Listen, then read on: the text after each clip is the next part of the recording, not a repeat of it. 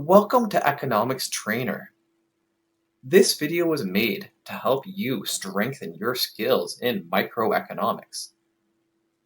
Here we have a sample question, care of brighttutoring.ca. It's the kind of question you'd expect to see on a test in a second-year microeconomics class. Let's work through it together. So here's the question. Consider a monopsony with a supply curve of P equals 30 plus 2 times the quantity supplied, and a market demand curve of market price P equals 90 minus the quantity demanded. Now what we have to find here are consumer, producer, and total surplus in the monopsony equilibrium, and then we have to find the amount of deadweight loss created by the monopsonist. So let's start off by finding the monopsony equilibrium, and then we can use that to answer all these questions. So let's graph it out here to start. Let's say we have price and quantity, and then we can graph out the intercepts for the supply and demand curve. The demand curve starts at 90, supply curve starts at 30. So we have 90 up here for the demand, and then we'll have 30 down here for supply. And then for monopsony, we know the marginal expenditure will be double the slope of the supply curve, and then we do marginal expenditure equals demand, and that gives you your monopsony equilibrium Q star.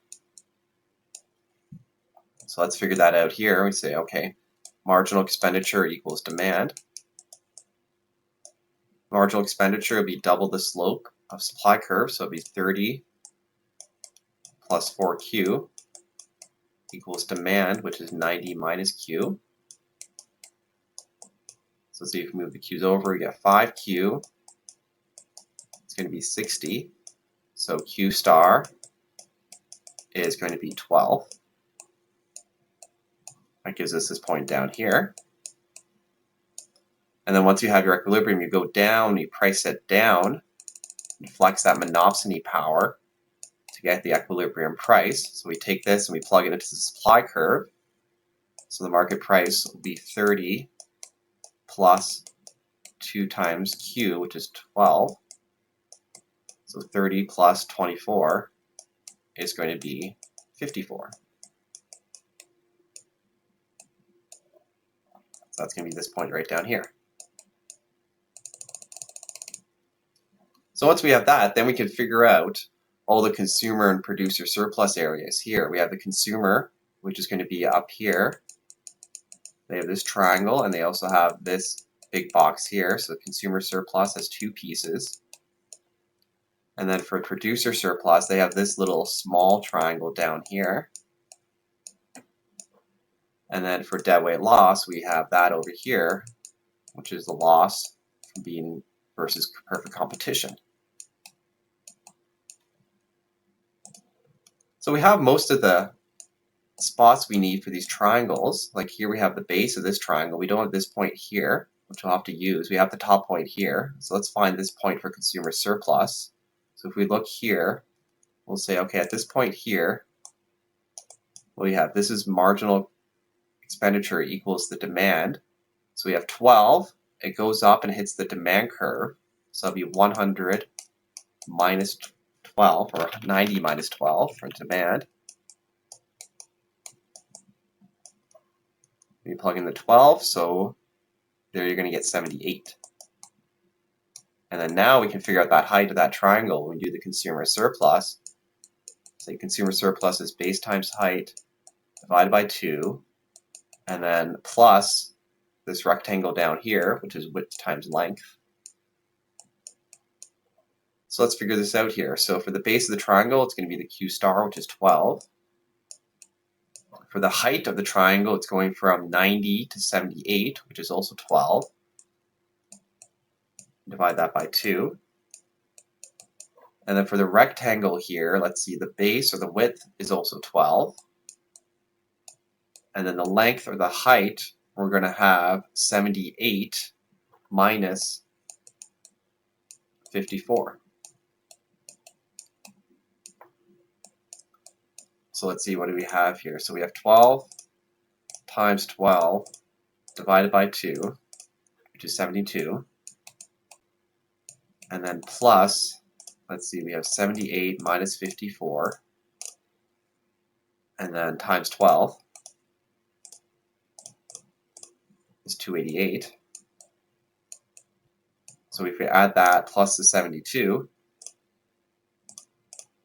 so consumer surplus is going to be 360.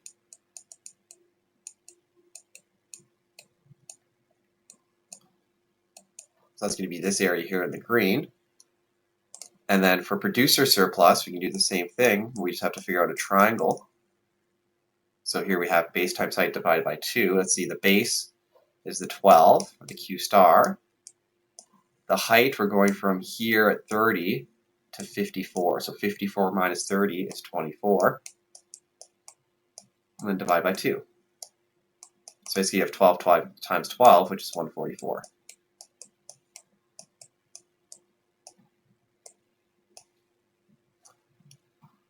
And then for total surplus, of course, you just add those up together. So total surplus is 360 plus 144.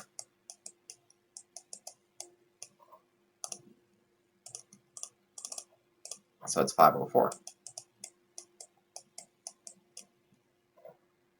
And then to figure out the deadweight loss here last, we have to look at this triangle here. If we look at the height, we have this point here and here. We don't have this point out here.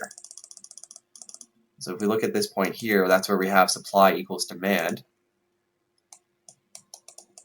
So we can just plug those into each other. We have 30 plus 2Q equals 90 minus Q. So let's see what we have. We have 3Q is 60. So this point here, Q hat, has to equal 20. So here, this point here is going to be 20, which is the competitive output level. And we say, okay, now we can use that to figure out the deadweight loss. So the base here is going to be 20 minus 12, which is 8.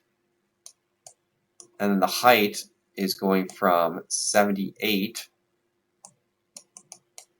minus 54. And then divide by 2. So let's see here. So we have 78 minus 54. And then, well, 8 divided by 2 is just 4, so times 4. So 96 is going to be the deadweight loss. And that's how you can complete that question. This video is brought to you by people who like, share, and subscribe to this channel. You can also support my work by buying me a coffee.